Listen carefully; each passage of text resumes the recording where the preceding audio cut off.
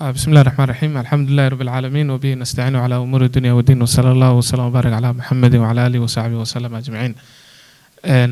waxaan ku faraxsanahay inaan maanta kasoo qayb galno munaasabadan ballaaran oo maaragtay looga doodayo maxaa la yiraahdaa environmentiga. maanta oo dhan waxaa laga sheekeynaya istaraatiijiyadda iyo environment dhibaato ka inta environment maxaa la yiraahdaa waa in maaragtay la ilaaliyaa waa environmentiga maxaa la yiraahdaa la wanaajiyaa waxyaabahaas oo dhan laga hadlayay.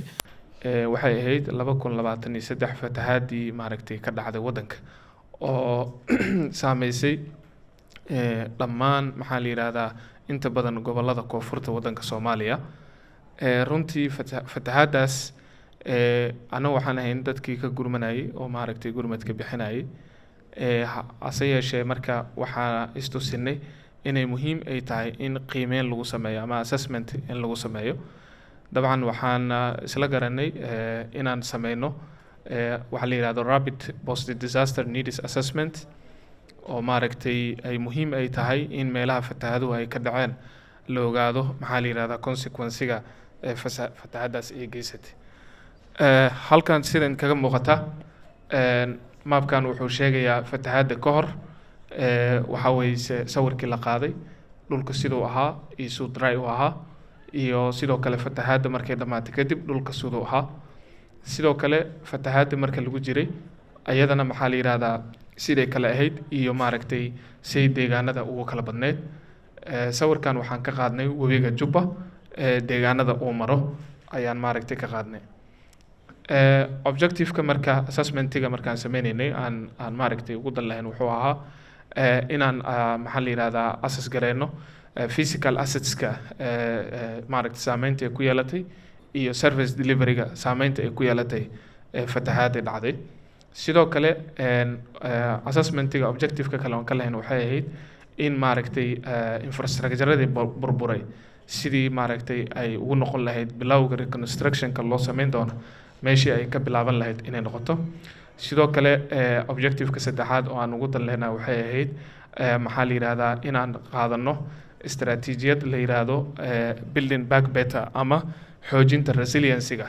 sidii loo adkeyn lahaa maxaa la yiraahdaa u adkeysiga oo in case haddii maaragtay musiibooyin noocan oo kale ay soo noqdaan sidii maaragtay social infrastructure-ka ay ugu adkeysan lahaayeen. runtii maxaa la yiraahdaa assessment-iga aan sameynayno aan hore usoo qabanay scope-ka uu maaragtay ku fadhiyay waxay ahaayeen 16 degmo oo ka tirsan degmooyinka wadanka out of 32gii oo maaragtay fatahaadu ay ka dhacday. sidoo kale sector-iska aan assessment-iga ka sameynay waxay ahaayeen 9 sector oo guud ahaan maaragtay nolosha maaragtay muhiim u ahaa. waxaa jira marka steps-ka aan maaragtay qaadnay. marka hore waxaan qiimeynay ama xaaladda aan ka fiirinay context-ka markaas deegaanada ay ku sugan yihiin anagoo maaragtay la barbar dhigayna xaaladihii hore oo maaragtay ummadda ay la daala dhacayeen. sidoo kale waxaan specifically assessment-iga markaan sameynayna focus gareynaynay waxa la yiraahdo loss and damage.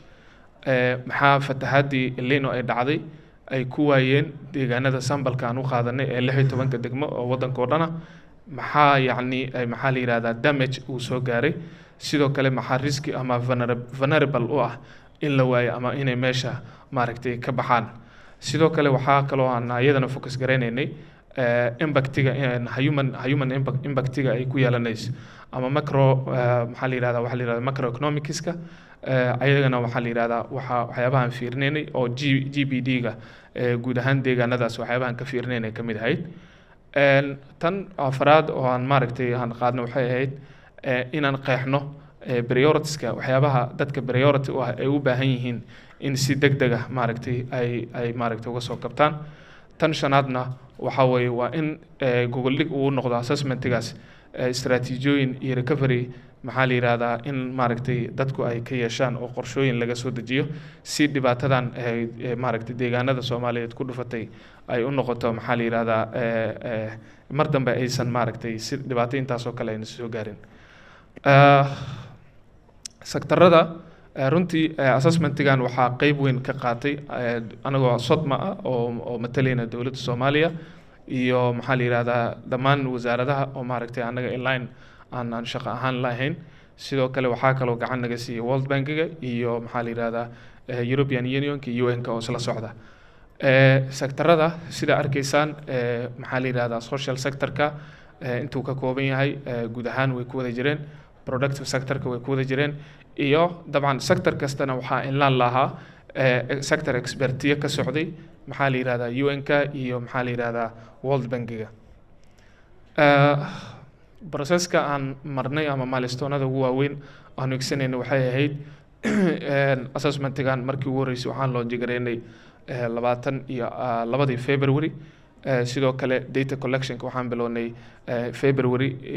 23 ilaa 20 March, ayadoo maaragtay restrictiono badan ay iska jireen oo maxaa la yidhahdaa Ramadaankii oo nagu jiray iyo maxaa la yidhahdaa deegaanada qaar oo aan la tegi karin, kuwa al-shabaab ay haystaan, kuwa ereborradooda iska xun yihiin. Data analysis inaan sameyno, inaan maxaa la yidhahdaa update gareyno,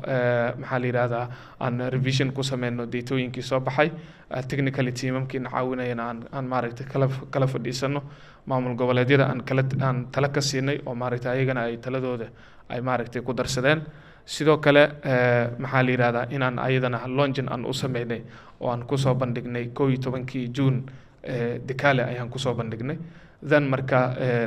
validationkii ugu dambeeyayna waxaan sameynay 1 July. Fatahaadii El Niño ee dhacday, damage-ka marka inta ama hantida ku burburtay marka 9 sector la soo qaado waxay dhameed maxaa la yidhahdaa in ka badan 126.6 milyan oo dollar ayaa dadka Soomaaliyeed uga burburtay. Waana wax ka imaaday maxaa la yidhahdaa climate change-ga dhacay, anagoo og Soomaaliya social sector-keeda sida uu maaragtay uu fragile u yahay iyo maaragtay dhibaatada gaartay. Haddana waxaa la filayaa in maaragtay bilaha October, November iyo December sida ay sheegayso saadaasha in abaar la yiraahdo La Niño haddaan Ilaahay naga qaban ay ku dhufan doonto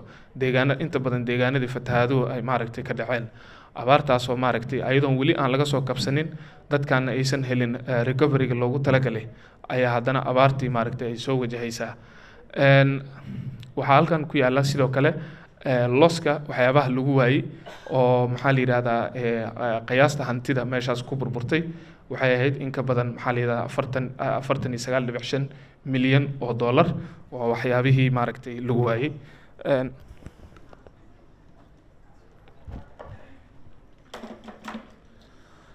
Sidoo kale waxyaabaha needska oo loo baahan yahay ama yacni anagoo ku bees gareynayna qaacidadeena ahayd building back better oo si resilience sax ah ay u helaan maxaa la yidhahdaa sektaradii burburay. Aan estimation u sameynay maxaa la yidhahdaa costiga loo baahan yahay waxayna noqotay 230.6 milyan oo dollar ayaan maaragtay ku qiyaasnay si sektaradaas oo dhan ay recovery u sameeyaan. Runtii datadan markaan aruurinaynay waxaan u aruurinay qaab la yidhahdo secondary data collection. Halkan waxaan si gaar ah uga soo saarnay saameynta xagga caafimaadka ama maxaa la yidhahdaa health damage and loss-ka. Sidoo kale halkan waxaa ku yaala sector kasta iyo lacagta maaragtay damage-ka ama hantida ka baaba'day fatahaadii ay baabi'isay inta ay la eg tahay. Sidoo kale waxaa ku yaala loss-ka sector kasta lacagta intay la eg tahay. Sidoo kale waxaan kaloo maaragtay aan ayagana qiimeynay sector kasta lacagta uu baahan yahay in recovery ay kusoo sameeyaan. Halkan waa adeega caafimaadka ee ku baaba'ay maxaa la yidhahdaa fatahaadii El Niño adduun dhan maxaa la yidhahdaa waxaa ku burburay ama damage uu soo gaaray 7,545,000 oo dollar. Loss waxaa ku dhacay 9,825,000 oo dollar. Tirada loo baahan yahay ama dakhliga loo baahan yahay si recovery ay u helaanna waa over 19 million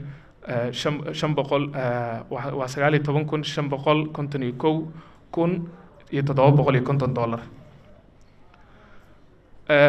Gobollada marka sida ay maaragtay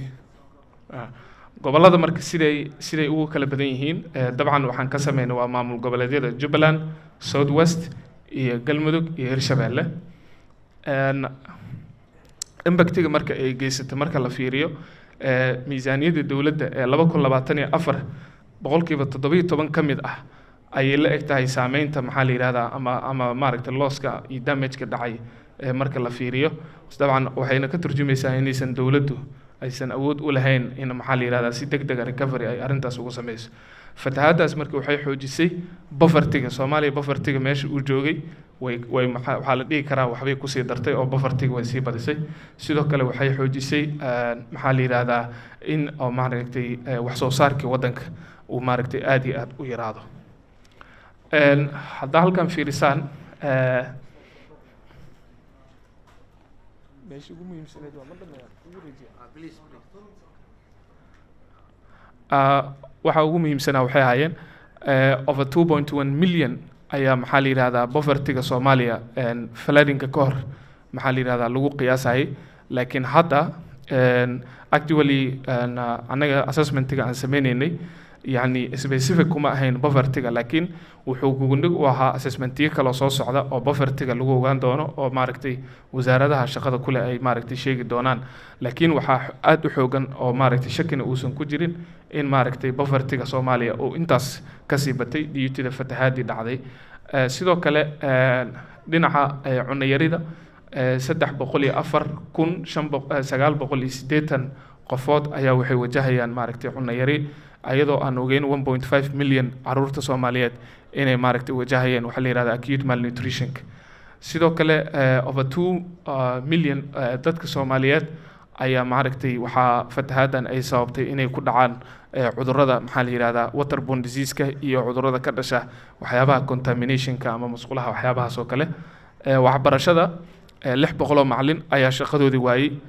in ka badan 738,000 oo ardayna waxay dhumiyeen maxaa la yiraahdaa iskuuladii iyo waxbarashadii ayay dhumiyeen sidoo kale fatahaadu waxay saameyn ku yeelatay maxaa la yiraahdaa arrimaha genderka iyo maxaa la yiraahdaa ayadoo sababtay protection riskiga visionka ugu weyn oo maaragtay la hiigsanayo wuxuu ahaa in maxaa la yiraahdaa resilience xoogan la helo oo deegaanada ay maaragtay fatahaadu ay saameysay si adeegyada maaragtay bulshada ay u noqdaan adeegyo tayo leh oo maxaa la yiraahdaa mujtamaca ay u adeegsadaan pillars-ka aan hiigsanayna waxay ahaayeen community-ga resilience-giisa in la xoojiyo si maaragtay looga hortago dhibaatooyinka dhaca ama disasterska dambe ee soo socda bulshada si ay u noqoto kuwa u adkaysta sidoo kale in maaragtay la xoojiyo community-ga dhaqaalahooda iyo wax soo saarkooda sidoo kale in community-ga ay helaan maxaa la yiraahdaa waxyaabaha essential service-ka aad iyo aad u mahadsantiin